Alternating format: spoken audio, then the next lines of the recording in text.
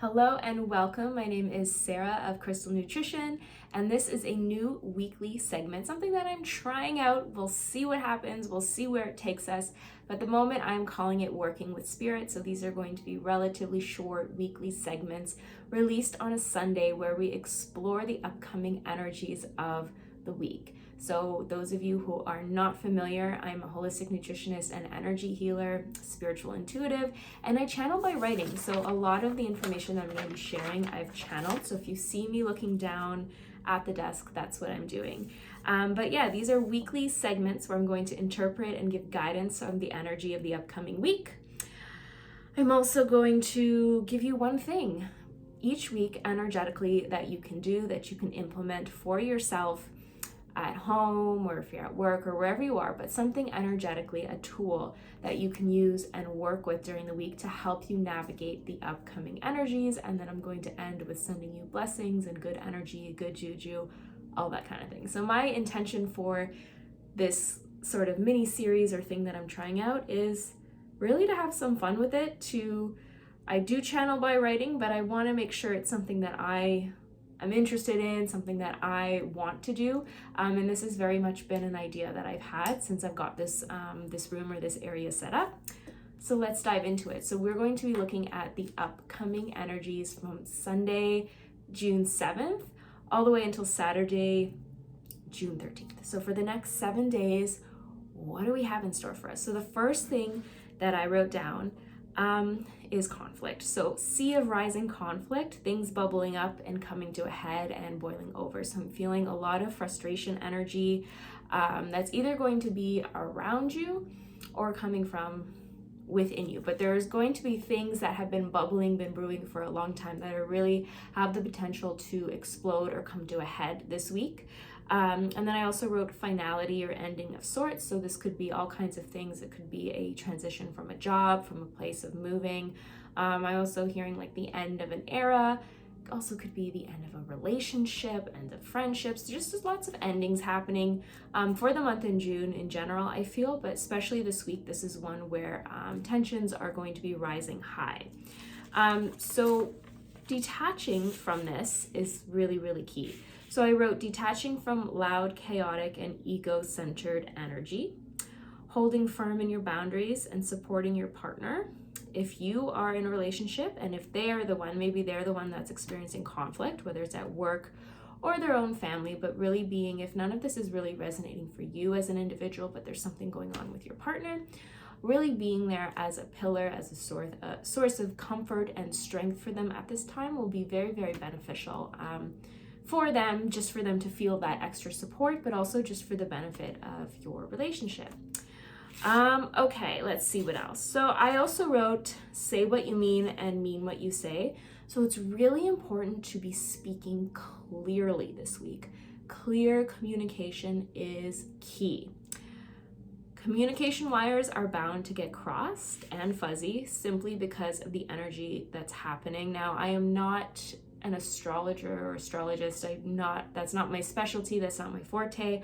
I'm not sure what's going on with the planets or the stars this week, to be quite honest with you, but I feel like there is something going on that's causing this sort of miscommunication energy that I am picking up on. So speak truthfully. This is messages, guidance from spirit. So speak truthfully and clearly about what you want and what you don't want. Don't leave any room for misinterpretation because there will be plenty. So this also applies to if you're calling things in for yourself, you're asking the universe for things, being really, really clear with that too. I find that spirit takes things very, very literally. So it's important to be detailed about what it is you're calling in. And it's also important to get to the energy or the root of what you're calling in for yourself. So it's one thing to be like, let's say you're trying to manifest or call in, let's use something physical, let's say like a car, and you're visualizing it and it helps you to visualize like a red car, like 4 doors or 2 doors, but you're getting really, really specific with it. That's totally fine if you want to go that way, but I also would encourage you to make sure that the root of why you are asking for that or calling that in is kind of at play there too, and very much part of your manifestation. So if your intention behind calling in that new car is so that you have safe transformation, oh my goodness, safe transportation from point A to point B. You know what? My nose is so itchy. Sorry about that. I'm noticing that this is a new thing when I'm channeling and when I'm talking. If I'm starting to like get on to something or I'm picking up on something, my nose starts to itch. So sorry about that. Okay, so yeah, being really in alignment, really clear with your intention. Like, yes, maybe you really want this red car, you want it to be red, you're visualizing it, all that stuff. But also, why do you want it? Is it for like so that you have, yeah, safe transportation? If you're like in a caregiving situation or you need the car to be able to go to work so that you can provide for your family, like all those kinds of things. But being in alignment with your intention behind why you want something, not just you want it just because you want it. I want you to get really clear on why you want something, what your intention is, and if there's part of that intention you can have as being of service to others or those around you, that's way more likely to kind of get you on the right track and align you, put you into alignment with what it is that you would like to be doing. Now you have to do, obviously, there's the physical side of that, like you do have to do the work or put the money aside or pick up extra shifts to be able to save up for the car. But it will come to you a lot faster if you embody and align with that intention and that laser focus. And then you can start to bring in the details of, you know, wanting it to be red or wanting it to be two-door or whatever it is. But then there's this element always with manifestation of trust. So being able to then, that's what you're calling in, that's what you're envisioning, but then being able to detach so that when it does take form and it does come to you, if it is red, if it is a red car, if it is exactly how you imagine that, that's perfect. But let's say it's blue or black or whatever, some other color. Instead of being disappointed, trusting that that's the intention behind what you put into the universe and then what you got, trusting that that's more in alignment for your highest good. So maybe, I don't know, on the property there was another red car. There could be something wrong with the car that you don't know until a few months down the road or whatever it is. Just trusting that the universe has put this particular car or vehicle in your path for a reason, and trusting that and not getting too caught up in the mechanics of like, this is not the color that I pictured, this is not what I wanted, etc., etc. Okay, so where are we now? Let's see. Okay, so staying in your heart this week is really, really important. Being heart-centered. I mean, this is just good spiritual advice and wisdom, I think, all the time. But specifically this week, this is coming through. Being heart-centered in what you do and how you move through the world and how you show up every day. Asking yourself, am I acting in alignment with my personal values and integrity right now? Or do I need to remove myself from the situation so that I can see it from a higher perspective? So a lot of the teachings that I like to work with and facilitate, especially for other people, but also myself, of course, is seeing if you can zoom out and view your life from a higher point of view, a higher perspective, to just observe the energies that are at play. Being able to zoom out like that, as opposed to being the boots on the ground and the human side and the emotions and all the things that come into it, being able to sort of detach and just observe it from like an ego point of view, I find that incredibly helpful, because that helps me to be able to see obstacles as more teachings than just elements of frustration. It helps me to see challenging situations as opportunities to learn and to grow, to learn more about myself. Maybe it's to learn more about myself and choosing myself over a situation that's ultimately not in alignment for me or my highest good, that kind of thing. My nose is like on fire with this. This is so funny. Maybe every week I'm just gonna be like rubbing my nose. Okay, let's see what else we got. Yeah, I think the staying in your heart thing as well, it really ties into one of the first energies that came through, which is this energy of tension and frustration and things coming to a head this week. Being able to keep your cool, that takes time, that's a skill, especially when we are sort of in that fight or flight response, or affected or triggered or whatever you want to call it, but especially when we are like personally impacted by something or somebody's words or decisions or whatever the case may be, being able to really just and breathe and center yourself and removing yourself from that situation if possible. I know it's not always possible to totally remove yourself if you're living with somebody that the personalities or egos are challenging, or if it's a work related or wherever this is. But being able to, you can always take breaks, right? Like you can just remove yourself. You can go to the bathroom, you can step outside, you can get fresh air, you can go for a walk. There are little things you can do in the moment to just sort of disconnect from that energy, that situation, to sort of clear your head and breathe and walk it out, yell it out, cry it out, scream it out privately, whatever you need to do. But just to be able to bring yourself back down to 0 point. When I talk about 0 point, I'm talking about, you can't see because the camera's cutting, but I'm pointing to my like my solar plexus, so the chakra energy center right above the belly button. That is your center point, your point of focus, your point of neutrality. So that's really what you want to ultimately be dropping into with your breath when you breathe in and you breathe out.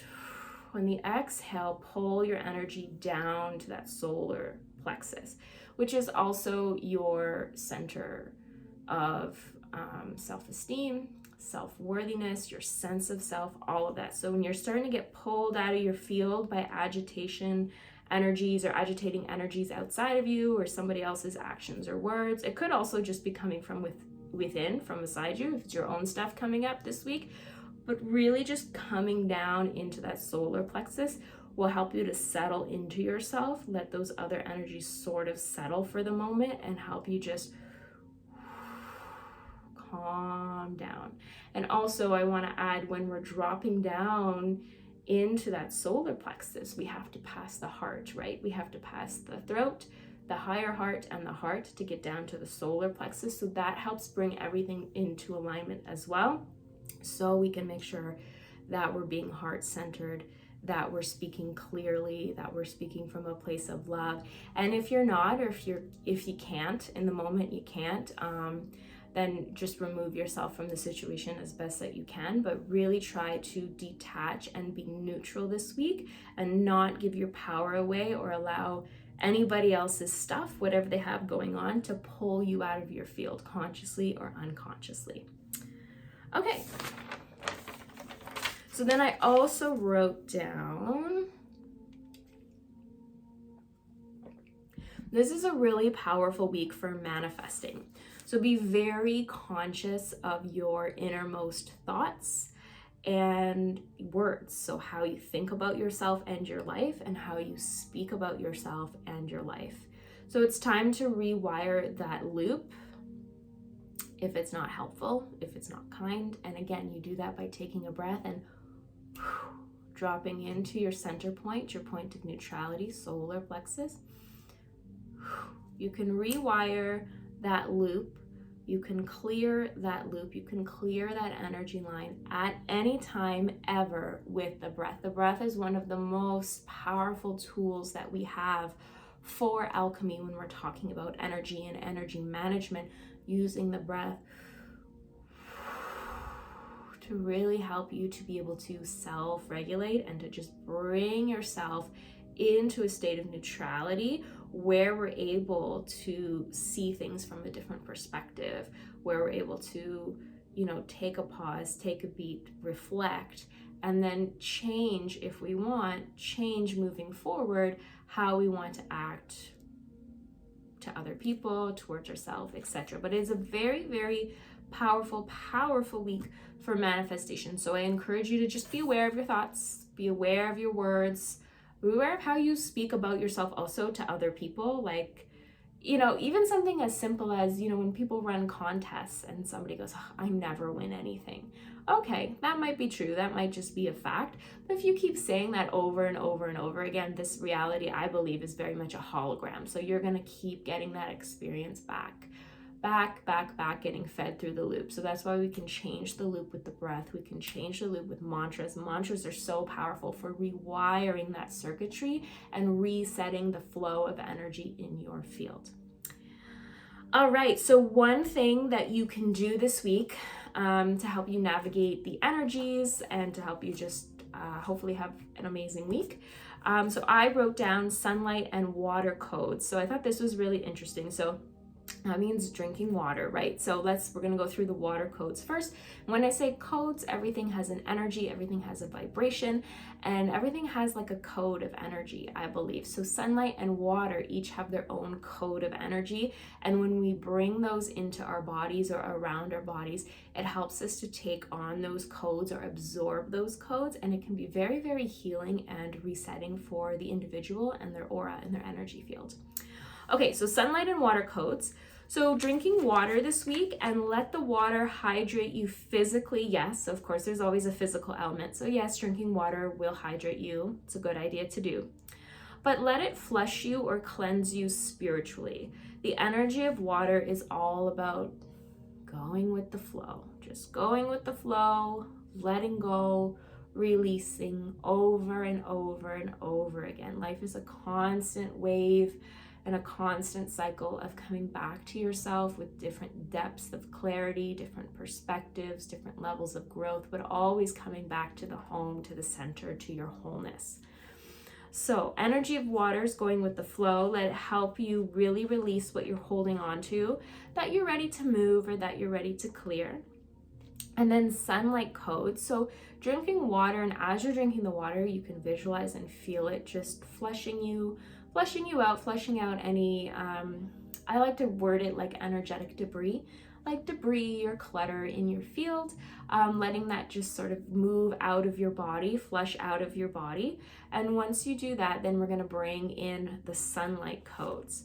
So water is to flush you and sunlight is to charge you. So this would be like sitting in the sun, going for a walk in the sun. Now, obviously, if you're not able to sit in the sun for long periods of time or whatever your individual situation is, you can also sit outside but have a hat on or be covered like under a patio or an umbrella. But just as long as you're outside, you're around the sunlight, energetically you can bring the sun in, even if you're in the shade. But if you're able to sit out in the sun, that's great too, because then the light codes can come into your field that way too. But yeah, you're not limited to having to sit in the direct sun if that's not something you want to do, or something you can do at this time for whatever reason. Yeah, you can sit in the shade and ask to connect with the sun codes, and they'll still come to you. It works the same way. Okay, so sunlight to charge you, sunlight codes to charge you. So being in the sunlight or around the sunlight, asking to connect with it, this brings in the light and the light codes, and it purifies the field and it balances the body. So the water first to flush the field, right? And water helps to break up any little chunks or stubborn bits that are unwilling to move, allowing that energy to just flush and flow through the body. So once we do that, then we can bring in the sunlight codes. We can bring in the charging, we can bring in the purification, we can bring in that just that like grounding masculine sun code energy. And that balance, it helps to bring in balance as well, because it shines the light in the body where balance is needed. So that's how the sunlight codes work on an energetic level in the aura.